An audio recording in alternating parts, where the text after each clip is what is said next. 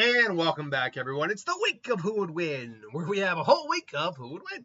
And starting the week off, we have from Noraflex, who is a battle of the dads in 3 different battles. Bardock, the father of Goku, Isshin, the father of Ichigo Kurosaki, and Minato, the father of Naruto. Now, you gave me 3 different things to go over. A drinking contest, a best dad contest, and an actual who would win in a fight. So let's say the who would win the fight for actual last and talk about the other 2. A drinking contest is really not that easy to determine. We don't see Saiyans drink very much. If it were an eating contest, it would go to Bardock hands down. We know their metabolisms are huge and they can eat God knows amount of food in one sitting, even making Naruto's ramen feats look minuscule by comparison. But a drinking contest, there's no clear-cut answer for any of this because Bardock and Minato died before we ever saw them really have a drink, and we never really seen Isshin drink, although he does smoke. My guess, but we do know he probably does drink because of sake. Because of the sake, and most people most adults in the Serite have a drink now and then. I would probably say Isshin for that. In terms of best dad, that's where things get a little trickier. You see, the immediate problem for Bardock and Minato is they had very, very, very little times as fathers. I would say this, Minato actually might fall as the last one here, and it's really just due to the fact that, yes, while giving the Nine Tails to his son was to help ensure that he would have a better future and have the power to fight the enemy down the road, all that. And yes, it was his will for him to be honored and thought of as a hero. He also screwed up big time because he forgot to take into consideration people using that information against him and his family and all that, and therefore Naruto grew up in a very bad scenario. So, sure, you can do it. You could say he's a good dad. Like, there was good intention behind that, but still, he put his son unintentionally through a lot of shit. Bardock, I always say we sent his son off to keep him safe, but in terms of a dad and parenting, we've never seen what Bardock's parenting style's like with his kids at all. Hell, we don't even know how Saiyans really treat their kids. Like, we've seen Goku, Paragus, and Vegeta, but we actually never seen, Saiyans themselves and how they interact with their kids. Again, it just comes down to the fact that they barely had any time to do any parenting at all. Isshin, on the other hand, is not just the father of Ichigo, but the father of Karin and Yuzu. And as far as we can tell, he's a goofball, but he's a good dad. He loves his family. He does what he can. And when push came to shove, he eventually did tell Ichigo the truth about his mother when the time was right. So, once again, I gotta go with Isshin. But now we come into the verses. Now, when we're talking about Bardock, we will not be looking at we will not composite Bardock, aka we're not going to be using Super Saiyan or anything like that. We're going to look at canon version of Bardock. Because I'll tell you right now, if we're factoring Super Saiyan into the mix, Bardock may very well win this entire thing, but I say may. Let's look at it first on a physical strength and attack power scale. In terms of power output and just physical strength, Bardock holds the decisive edge here. He can blow up planets. He is a planet buster, even without Super Saiyan or anything like that. Physically, Saiyans are just naturally stronger than normal humans anyway. Minato, unfortunately, his most powerful offensive ability would be the Rasengan, or summoning Gamabunta, which doesn't really count here. Since we're looking at Minato when he's alive, not when he's Edo and has the Fox Chakra with him. Even if he answers with Sage Mode, that's not a lot of attack power. Isshin, though, is a weird one. We, first off, still don't know today what his Bankai is. The theory is we might actually see what it is in Core 4, which is going to be about another year till we get that, which just sucks, but look, the 1,000-year Blood War arc has been just tits, so I can wait. But even if we just take the Bankai scenario out of the equation, we know he's physically quite powerful, able to knock around a evolving Aizen up until he just overshadowed Isshin. Not to mention his Zangetsu is a very powerful fire-type Zanpakuto. And when we look we look at the power output of Bleach characters, Isshin's not in the highest bracket. He's not in the multiversal characters like Aizen, like Soul King, like Yoba, like Ichibei. He's also probably not on the more universal level, like minimum, or with possibly on universal feats, like Yamamoto or Kenpachi or someone higher. But he's probably in that third tier, where he's someone who, if he exerted his entire power on the real world, or the living world at any rate, might destroy it accidentally, or at least damage it severely. So that means he could still be ranked in the planetary-ish category. At the very minimum, maybe like Small Moon. But A, I think Bardock does have a bit more attack potency, not even a bit, has more attack potency than Isshin does. B, even if they were close to each other, Bardock takes less effort to destroy a planet than Isshin does, assuming Isshin can do it anyway. So Bardock wins the straight-out power scaling here. But what about durability? How much can these guys actually take in terms of damage? Well, again, Minato's going to fall into the wayside here. He's too squishy. He's just a normal human. Bardock, on the other hand, lived on the battlefield for ages, can take a lot of hits, but from comparable individuals to himself or even stronger. Even when he was killed by Frieza's death ball, he still was able to, his body still lasted for a little bit. So he could take some damage, absolutely. And this isn't even factoring in Ozaru, which would amp everything up by 10 anyway. Isshin is a little bit more of a harder nut to crack on that one, because Shinigami have a lot higher durability than normal humans, capable of just losing massive amounts of blood without flinching, losing limbs, all that. Hell, look what happened to Byakuya in the 1,000-Year Blood War arc. He got eviscerated, his stomach was pretty much just shredded out of his body. He was bleeding to death, and he still managed to live. So I'd still probably say Bardock is the more durable between the three of these guys, but Isshin, I think, is a relatively solid second, and again, Minato falls short. Speed, though, is where it gets really tricky, because every one of these guys has light speed level feats. Every one of these guys has light speed level feats. With Bardock, he's comparable to a post-Vegeta Nappa fight Goku, and that's someone who can react at several times the speed of light. We know Bardock can move roughly around light speed-ish, or at least relativistic speeds to light. We know for a fact Shimpo can let you move at light speed, and high-level captains who can dodge Seros, which are beams of spiritual light, are moving at light speed plus, and Isshin is among the stronger captains of the Serite, so, or at least among the captains that had been. So, because he was able to go toe-to-toe with Aizen. He really was able to hit. So, because we can scale him roughly to base Aizen at that point, maybe not quite as strong, but enough to really knock his ass around. He is multiple times the speed of light. But this is where Minato actually does get a bit more chance to shine here, because he's already as fast, if not faster than A, without using Flying Raijin. The Raikage said so himself, that he was actually faster than him. And that's his normal speed. Think about that. But then if you factor in Flying Raijin, well, obviously he'd be the fastest one here, because that's instantaneous movement. It's teleportation. The catch-22 on that, though, is that goes more towards like his hacks than his actual speed, due to the fact that he still needs to place, or still needs to have the seal tags, or anyway, he still needs to place the markers for his Flying Raijin. Now, those markers do not disappear at all, unless you got, like, say, 6 Pass Chakra to burn it away.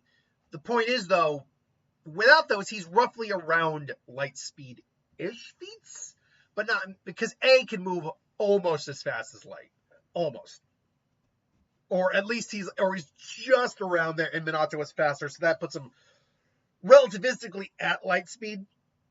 But again, if we factor the Flying Raijin in, well then yes, he's obviously the fastest among these two, bar none.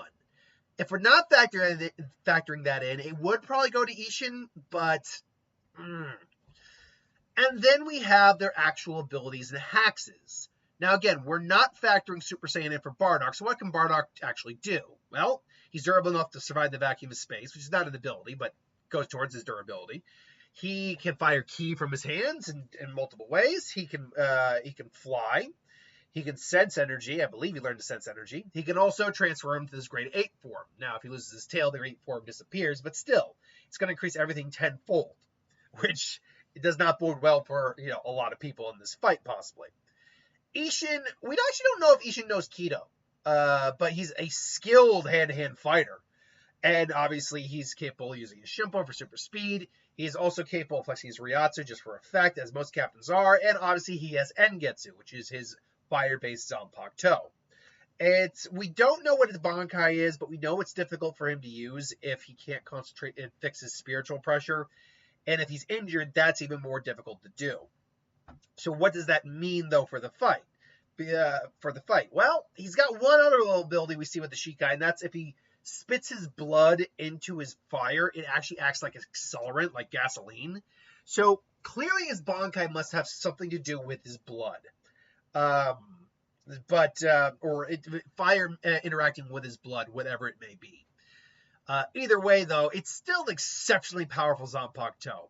And he's an exceptionally powerful character. Now, before I get to Minato, we do need to clarify.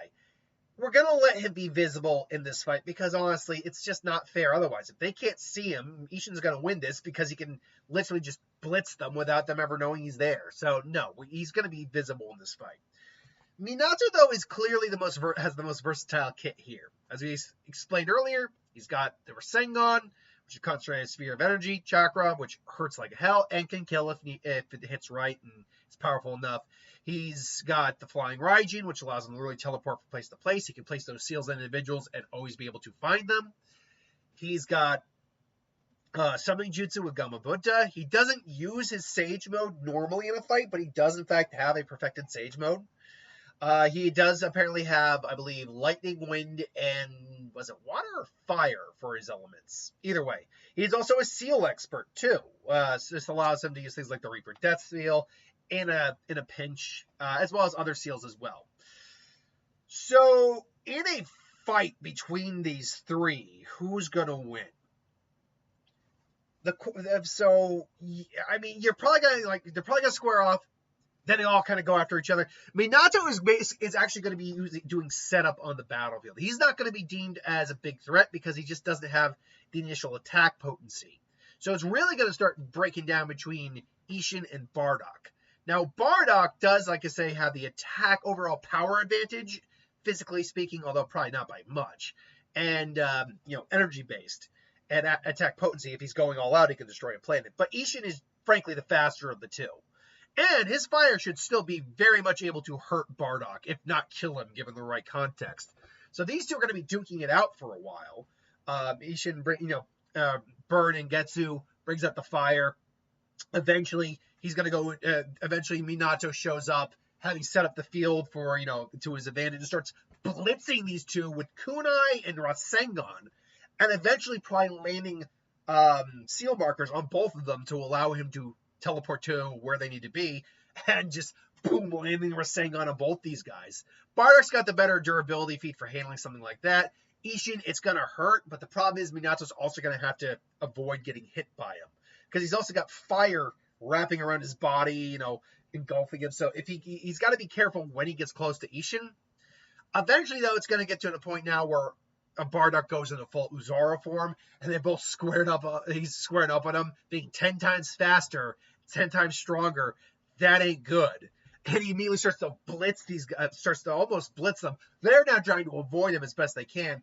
I could totally see Minato summoning Gamabunta on top of the Ozara, only for the Ozara to possibly kill Gamabunta, or at least throw him off. Obviously, he can also teleport attacks away from him, so he can use the key. When he fires a giant key blast, he can just teleport it away and resummon it from one of the spell tags he's already placed, probably from underneath Bardock, which just hits Bardock. Eventually, Isshin cuts off Bardock's tail, and then just skewers him, just burns his innards alive, just boils him, just. So now it's just squaring off against Minato and Isshin. And Isshin's not stupid. He's been paying attention too. He's a clever guy. And so because he's got the firepower, he burns the entire area down, destroying places where the seals are. Minato is still able to get out of the way. He pushes it to Sage mode. He's got now the sensory capabilities of Sage mode, as well as Frog come up. But natural energy is still something that he could sense. Isshin. These guys would clash probably again. And again, he's still got seal tags on him, or flying Raijin markers on him. So, yeah, and he knows that. So, he just, as Minato tries to teleport, he realizes it's gone. He burned it off his body. And Isshin again just, shimpos towards him. They would be clashing for a while longer until, honestly, the biggest problem for Minato is he's just the squishiest of the two, and he eventually will run out of stamina. Like, he will eventually just tire out. Both these guys will, but in terms of, like, who's got the greater amount of energy and output and the amount of damage one can take, it is Minato, definitely. Who's got the greater amount? It is Isshin, definitely. Minato's actually the weaker of this. So eventually it's a battle of attrition where Isshin would probably win out in the end. Or he would actually take a hit intended to kill him. Take it. Minato would be like, what? He gets hit by the Rasengan only for Isshin to basically get it, burn him, quick stab, and just burn him alive as well, or just injure him severely. And then one of them drops to the ground. It'd probably be Minato because, again, he's only human. So the issue Bardock really has here is that while he's arguably has the greatest power output and could be the fastest in just pure speed without any advancements, especially in Ozaru, his tail is an immediate weakness for that. And guess what? Isshin has a sword ready to cut that. He's also the least diverse of the two. And these two actually have good, particularly Minato. Minato has really good counters for a lot of these guys in terms of particularly Bardock, when he fires Ki Blast, he can literally just teleport the Ki Blast away and or hit him with his own Ki Blast as long as he's got time to set up. That would be the other problem for Bardock, is that Isshin would definitely be the stronger foe for him to fight first.